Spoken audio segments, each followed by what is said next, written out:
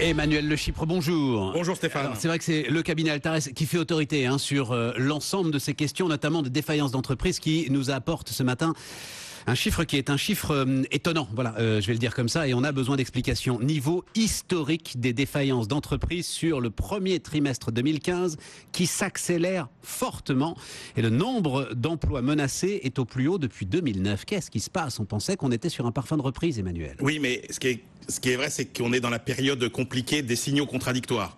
C'est-à-dire qu'au moment où se dessine une reprise, vous avez des signaux positifs et puis vous avez toujours des signaux négatifs. Ce qui est important, c'est de refaire la séquence de la reprise, de remettre les éléments dans le bon ordre.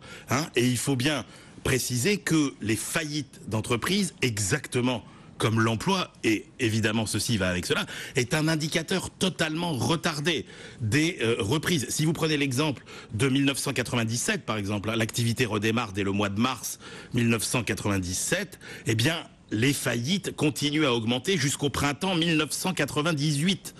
Donc, vous voyez bien qu'on a un effet de décalage. Et comment est-ce qu'on explique ça? Parce qu'on a l'impression que c'est quand même une activité qui repart et un carnet de commandes qui forcément doit se remplir à nouveau, Emmanuel. Alors, c'est ce qui se passe à terme, sauf que au début, eh bien, ce sont ceux qui ont les plus grosses voiles qui prennent le plus vite. On est d'abord sur des reconstitutions de marge, des reconstitutions de stock, des éléments comme ça. Exactement. Et là, ce qu'on voit aujourd'hui qui est très important, c'est que autant dans les PME de plus de 50 salariés, on commence à voir effectivement un redressement. Et la catégorie qui explique aujourd'hui quasiment exclusivement cette hécatombe d'entreprises, c'est les entreprises qui n'ont qu'un seul salarié. C'est-à-dire, ce sont les entreprises qui ont pris le risque, avec tous les coûts qui vont avec, d'embaucher un salarié, et ce sont ce type d'entreprises qui se retrouvent confrontées à des coûts fixes exorbitants et qui aujourd'hui sont confrontées à un effet d'épuisement après 5 ans de crise et qui doivent tenir dans un contexte de guerre des prix qui, quels que soient les secteurs, est quand même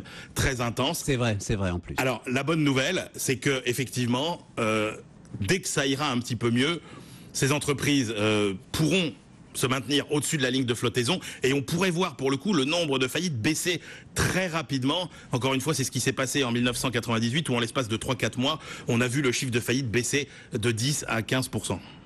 Emmanuel Le Chypre, notez que en ce qui concerne les efforts budgétaires, la France va en rajouter un tout petit peu, 5 milliards supplémentaires pour l'année prochaine, donc pour l'année 2016. C'est ce qu'a annoncé Bercy hier. Il est 6h06. Pauline Tadevin, d'autres titres